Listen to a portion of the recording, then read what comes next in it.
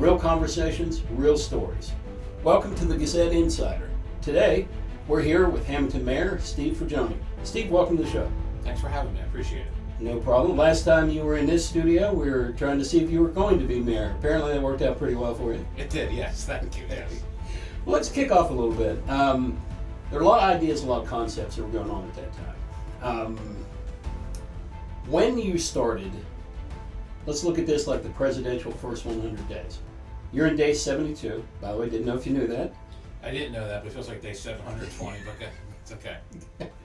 Well, when you came in, let's look at your top 3 priorities you were thinking in your first 100 days. Something you wanted to kick off. Why those priorities, and where do they stand right now? So, speaking generally, 1, obviously, it's our public safety. 2 is our affordability, and 3 is our economic development in terms of wide breadth of priorities. In terms of public safety, we've already hired 1 officer. We're looking to hire 2 more. Actually, we put the list out with civil service to hire 2 more.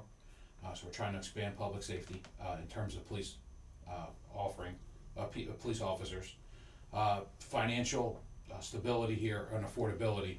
In February, we did a special meeting that just encompassed our CFO and talked about how we are financially, what's our financial future look like, and what did we look like last year.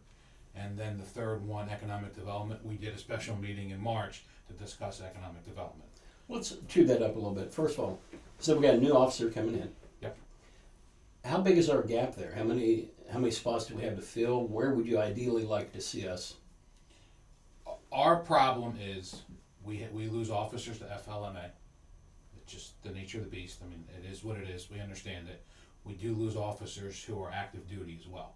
So we'd like to have about 33, 34 who are actually here, on the force every day. We probably need to average, if we can get to 37, 38, and you're going to have people on leave and people on, FLMA, that will get us close. Give us a good rotation or a good pull to pull in and out of, you're saying? Yes, okay. Exactly right, yes. All right, your second initiative you were looking at? Was just affordability. How do we keep Hammonton affordable? So when we ran, we talked about several things. We talked about the solar field that we're putting in over at 8th Street, the old dump. We talked about how we're doing gas and how we're going with the airport. Those are also the courts, generating revenue without increasing taxes. And all those 3 are progressing nicely. Okay, so if you get to the end of your first 100 days, how would you measure that in success? What would you say, hey, we've done well? So the first 100 days or first 72 were interesting. The first week we took office, we got hit pretty hard with the realities of Eagle Theater. That was a lot to grapple with. Then we had a ridiculous snowstorm at the end of January that was, it was like a frozen tundra out here for 2 or 3 weeks. That hit us hard. Then we had, right before the last blizzard, we got hit with this bird flu with all the geese. So we've had an active 100 days, things that maybe the snowstorms are, they happen, but the other things are a little bit more abnormal that we had to grapple with. Kind of hoping the next 100 is a little bit slower. Maybe some spring weather? I'm hoping, yeah. So in that shift, it's kind of delayed your initial plans that you wanted. A little bit, yeah. Like we were looking at, I want to get a tree ordinance, something that makes sense. That'll happen in short order. We were able to get the Veterans Monument at least designed. That was something that I thought was an important project for the veterans. That's already in production. We're going to fundraise for that, but either way, that's in production. And that's going to land sometime between July and Veterans Day, something along those lines. But that's gone already in production. So what we're doing today is a big starting point. I know you were talking about being very transparent with public, being very open. What steps are you taking? Like, for example, this is one of them. But what steps has the administration taken, has your lead taken, to make sure that we're more open with the community, dealings and actions and thought processes and procedures are very open, that people can see what's going on? So we've done a couple things. One is we're increasing the level of, I call volunteerism within our committees. So our social service committee has got 18 members. Our 250th anniversary committees, probably well over a dozen. So we're adding more people to the committees. I have a public safety task force that, to be quite honest with you, I'm hopefully gonna start it this month. It's just been too backed up with other things. So we're encouraging volunteerism. We won't we won't turn anyone away. That's one way. Two is I'm trying to do special meetings where I can to get more in detail into a subject. So the one in February brought the CFO in, and he went in detail with our budget, where we are financially. I guess it was last week we did the one that we had a lot of resolutions to cover, but we also covered economic development. So it may not be every month we're going to do a special meeting, but I'm trying to hit those special meetings on topics that I think are important for people that they want to know more information about. Well, volunteerism is an interesting point. You're seeing a lot of people coming forward that want to participate. Yes. Is that because they're given more opportunities now, or maybe they weren't aware that they had those opportunities? Why do you see that change? We've been reaching out. Whether that makes a difference or not, I don't know, but we've been reaching out. You're saying you're more proactive to Trying to be more proactive, as proactive as we can, both with the local service organizations, with people who call us with a question. Our question back to them is, would you like to help? And that's what I've learned. The one thing I've learned in the first couple of months is, if you ask somebody for help, they generally won't turn you down. So I've asked several people for help on things, and I've never gotten a no. Now it's Hammonton, and people always help you, but that goes a long way. So you're willing to help me with the house remodeling? Yeah, sure. Yeah, sure. Yeah. Excellent. We'll mark that one down. Yeah. Let's go back to the real stuff.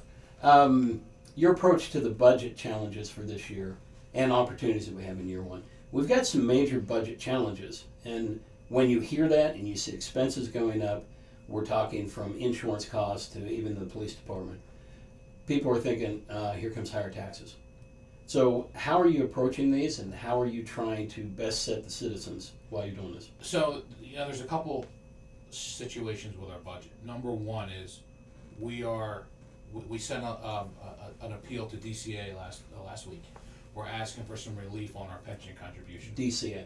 DCA is Department of Community Affairs in New Jersey. We have a 2% spending cap per state law. We can increase it with a COLA ordinance to 3.5%. This pension number will put us above the 3.5%. So we sent off a letter, asked them for some relief on it. I'm hoping we get that. We haven't had to ask for that kind of relief in a couple of years, but this year we need it. How does that save the taxpayer? It doesn't save the taxpayer, but allows us to pay our bills without cutting. Okay. If that makes sense. Yeah. So to stay in line with the budget. Exactly right. So income-wise, we're okay. Most likely you're going to see some sort of a tax increase. Is it going to be crazy? I don't think so. I just need to get my spending a little bit better in line. And there's one way to do that is we're going to have to spend where we can outside the cap. Two is we're continuing to looking for more revenue sources. Like I said, the courts are one. We're doing very well with the gas sales over at the airport. So those are ways that we can try to offset taxes. I also have another thing we're looking at. I'm not ready to roll out yet, but another way that we can increase revenue without increasing taxes and keeping everyone's services where they should be. Part of that airport increase has been the close of another airport near us. Yes. Okay. Yes. So that's just being able to shift that business has helped us a good bit Yes, as well. yes. And we're getting a lot of calls from entities that want to come here and rent hangar space. Yeah. So. All right. So early actions you want to take in development, not just Main Street. Obviously, that's one major focal point, but small business development, supporting small businesses, growing that. What are some steps you're looking at there? So one of the things we did was we had an initial kickoff meeting with Atlantic County Economic Alliance, right? Atlantic County Economic Alliance. Yeah. And they're really gung-ho to help the town. Not just the town, but also the businesses. And I think that connection is big for us. I think that'll help out our small businesses with some smaller grants, things that they may need. We just need to put everybody in place and see what the businesses want. But they're also here to help out the town. They're here to help out the town with searching for grants. I'll give you a perfect example. We're trying to delay the Route 54 water main. The Route 54 DOT project so we could do our water main. Why would we want to do that? I know. So we've actually reached out to Atlantic County Economic Development Alliance, and they've given us some contacts. So we've already I contacted Van Drew, we're gonna contact Senator Kim, we're gonna contact Senator Booker as well, to ask for some help with this. So if we don't get that, in essence, what happens, they're gonna pave, and then moratorium is 5 years, we couldn't go back in and fix it for that time period? That's correct. Then we'd have to dig up fresh asphalt just to fix it. Yes, All right, so all this is trying to network and coordinate that in one time. correct. Okay. How are you addressing, now that's part of infrastructure. Yes. We've and got a lot of. And could we just okay. circle back a second? Sure. We're talking about a little bit of economic development. You know, one of the things too that we're learning rapidly is how quickly you have to pivot. And I'll give you an example. Van Drew's office contacted us. They want us to apply for discretionary aid, congressional discretionary aid. Something we haven't been successful with. We in have the not past. been successful with. So the first plan was, we said, how about the storm water management at the lake park? It's something you're not going to get a grant for, but it's something we need. Right. And we put in a quick packet of about $1.1 million. And Van Drew's office got back to us and said, no, it's not going to fly. So he's like, but we want you to apply. So we put our heads together and we came up with the idea to apply at the airport. And it took us a week and a half to get together a full comprehensive package that I think is going to work. You're talking about extending the taxiway, you're talking about extending the apron and adding hangars of some sort. Security cameras, gates, the whole deal. If we get it, we're asking for 5.3. It's a big number, but that's the hope. But we were able to quickly pivot, get the team together, Rich at ARH, Ken, who's from DY, our airport consultant, Mike at Triad, myself, Frank Zuber, and the Public Works Committee, pivot, come up with a plan, put it together. We got, I believe, about a dozen letters of recommendation all in. As a matter of fact, Frank was finishing it up. It was 1:30 Friday night and the Saturday morning. We got it all in. So if we pull 5.3, what would the city be on the hook for? 5%, so about 265. Which is a heck of a return on investment. It is, yes. Yeah. It really Now, is. a lot of people are looking at that project and thinking, why don't we extend the runway? Why don't we get bigger planes in? What's the holdup there, and how is what we're doing actually beneficial to us? So the holdup there is we can't go into the woods in the pinelands. In the workforce, they won't let us. So the only way we can extend the runway is to relocate Columbia Road, buy up a portion of the farmer's field, and extend the runway out. That would be, I guess, south. We're in the process. Another thing that this Atlantic County Economic Alliance is helping us with is to get a grant for a feasibility study at the airport.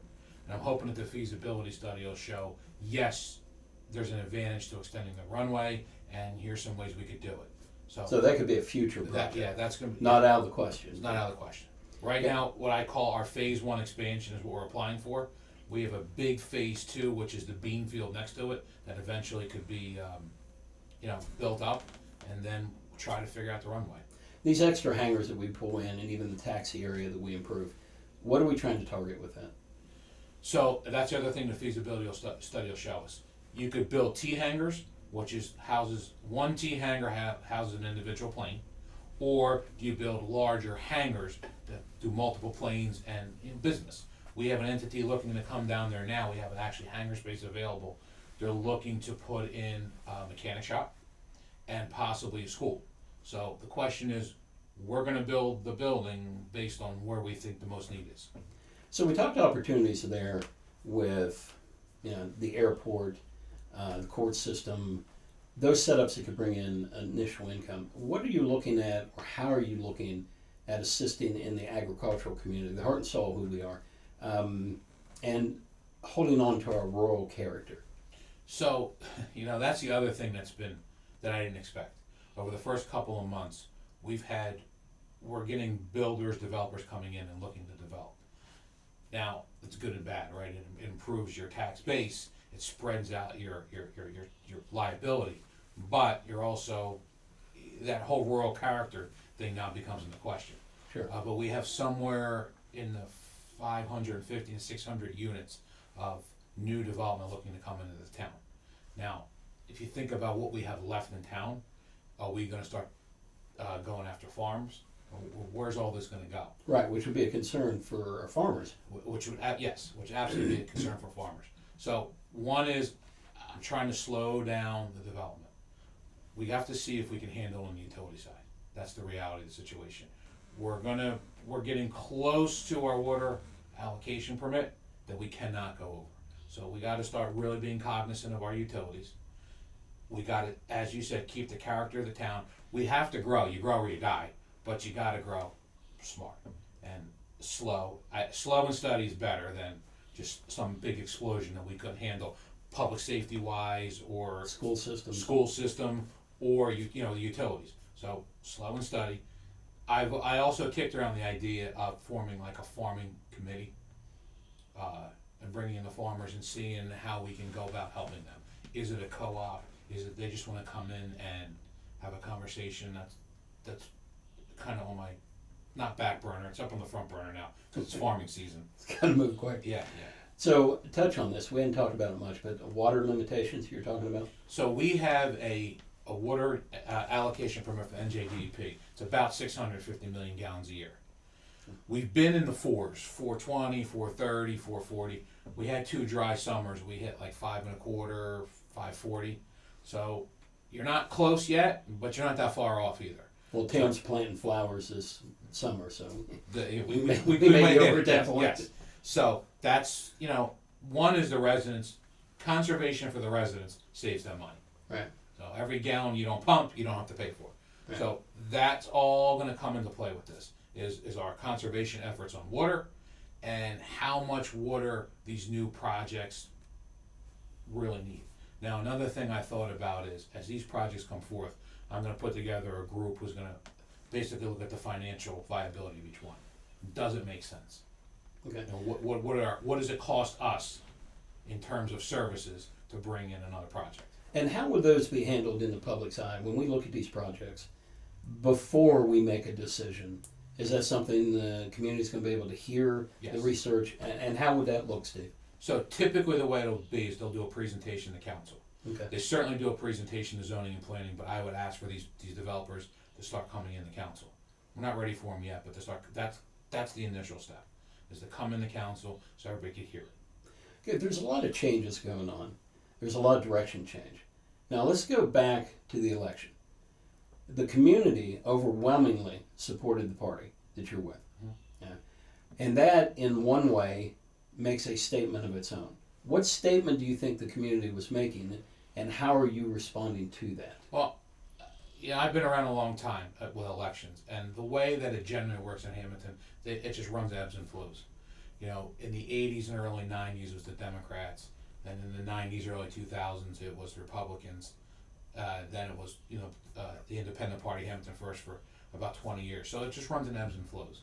And it's weird, when the town's done with you, they're done. For whatever the reason is, and you have to go into it just understanding it. The town generally gets it right. It's just, I can't explain the politics of this town, but that's the way it is. What change do you think they were looking for? I'd like to say it was a fresh face, but I've been there for 13 years. You're not that fresh. I'm not that fresh of a face, no. I think they were just looking for maybe just a change in how things Do you think it was explained. change in general? It could be. Maybe they were just filling It could be. status quo and they want something different? Yeah. Okay. As we move forward, there's a lot of financials ahead for Hammonton. Mhm. A lot of challenges we have in a lot of different areas. How are you grasping that? Give me a brief overview of what you think the main challenges are facing us and what the game plan is right now. Financially or otherwise? Let's start financially. Well, financially, obviously, we've got to keep ourselves affordable. Yeah. If we're not affordable, it's not going to work for our families. So you got to spend every penny wisely. We are going after grant dollars really like we've never done before. We've been very successful in the past, but we are going after every single grant opportunity we can. I talk to Mike from Triad weekly. What about this grant? What about this grant? What about this grant? So we're pushing hard for grants, so it's less we have to borrow. 1. 2 is, you're still trying to keep that, as you said, that rural, that small town character, to keep attracting people here. But part of the attraction is the affordability too. So it's Balancing that. It's balancing. It's chasing the grants. It's trying to find revenue sources that are not imposing on the taxes. It's making sure that we have our public safety where it needs to be. Those are the things I think attract people here, and that's all kind of part of the finances. In addition to making sure our small businesses are supported properly. Without them, we're done. We have nothing. Well, we're talking ratables. We are not a community because of volume. big box stores generally don't have us on their radar. And if we're not pulling in the big box and not ratables through there, while we're trying to hold our culture, how do we hold our ratables to offset these numbers? How do we go after new business? So, you know, I like to use the comparison Vineland. Vineland has these massive industrial parks, and they're able to attract these big warehouse type of places. They have a nice tax abatement. We have a tax abatement for commercial. You know, one is you got to find the right spot to put them in. Two is you got to find something, as you said, that they're going to come in. Is it a warehouse? You got a better chance with a warehouse than you do with a big box store here. I'm not saying an Amazon warehouse is the right thing, but we got to stay in our lane and know what we're targeting here. You know, is it some smaller retail versus big retail? Yes. Is it certain kinds of warehousing? Yes. Is it small manufacturing? Those are the things we can handle. We have some room with the industrial park. We have people who are looking to develop land on the pike. It's just, you got to find that right fit.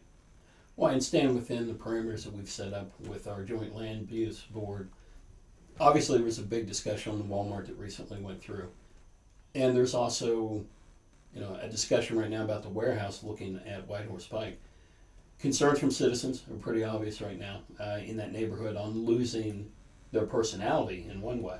But the other one is just, you know, where water's going to flow off of an area that big, they're looking at replacing, now, albeit a small blueberry field, but replacing some agriculture.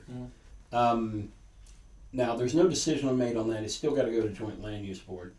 But where do you stand on those kind of projects?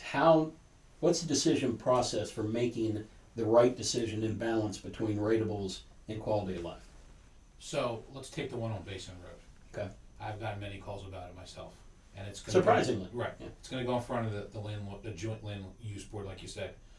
Look, it's a very difficult sell to tell the residents in that neighborhood we're going to build a building that's 170,000 square feet. That's a big building. Is that the right spot for it? Probably not.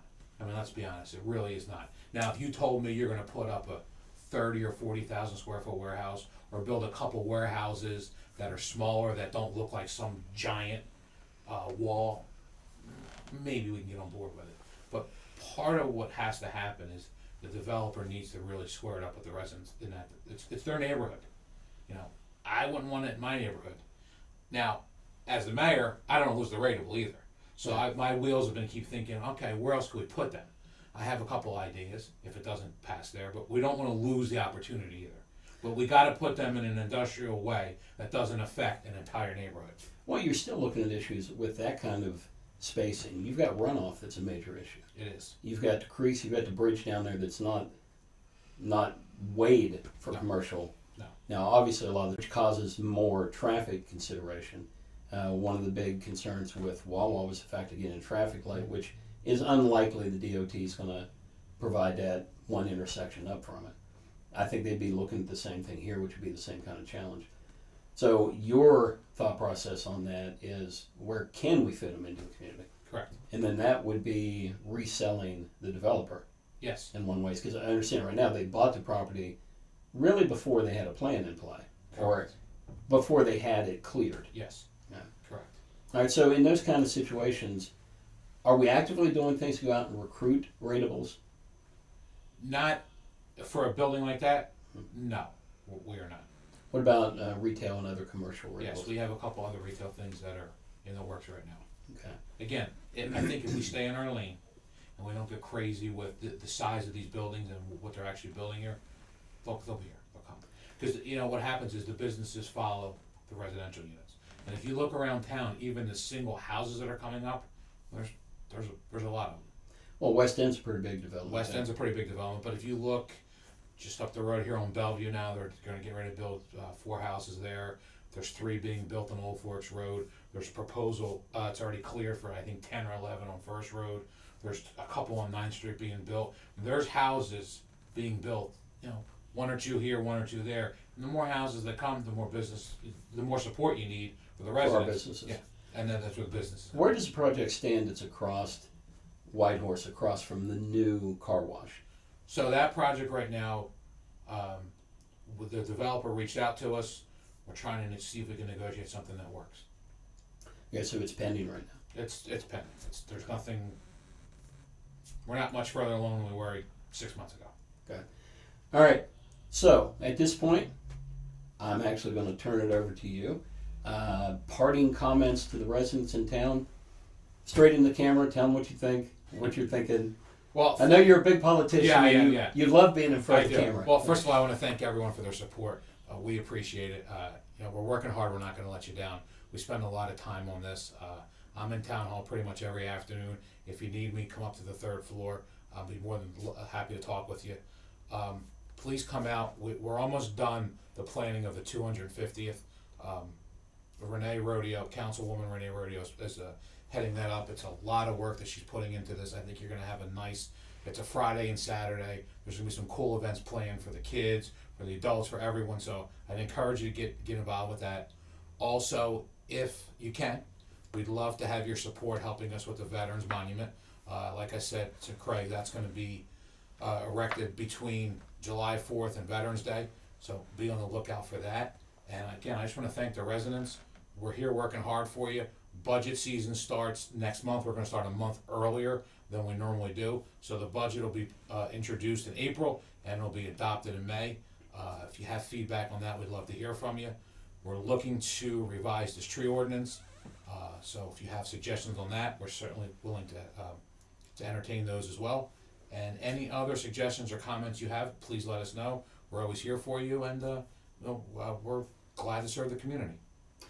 Steve, appreciate you taking out time today. Absolutely, and appreciate being open with the community. We know a lot of these topics you're talking about. You're going to be giving us information on the Veterans Monument, different of those areas that we'll have in the Gazette and on our social platforms as well, so residents can stay in tune that way. Yeah. And in addition, anything else you got to say? No, and I do want to mention, we talked about very briefly, I'm looking forward to the Eagle getting on their feet. I think those performances, whether community-based or however you want to structure it, I think are vital to our town. I think they attract residents, or not residents, they attract people to the downtown, and we need it. On that topic, since we're there, how do you see the town's participation in the Eagle? Well, the Eagle, the new board has, they're going to sell the house next door to square up the loan, which will get the town and Main Street off the hook. That's the initial plans right now. That's the first thing. In addition to that, what we need to do next is come up with, and we have an economic development committee, is get everyone together and have a more substantive talk about how we're going to market the town. Is one entity going to market the town for all? Is that Eagle? Is that the Chamber? Is that the Bellevue? Is that Main Street? But that's the next thing I think we need to figure out, is who's going to market the town. You're not marketing for your entity, you're marketing out for the whole town. So it's one community going forward. That's my hope. Okay, so and I think the taxpayers are going to have, and residents may have a similar question. Does that mean more money from the city going into the Eagle Theater or the marketing fund or a variation of that? Do you know right now, Steve? I don't know right now. Okay, but you're open to looking at what's presented. Yeah.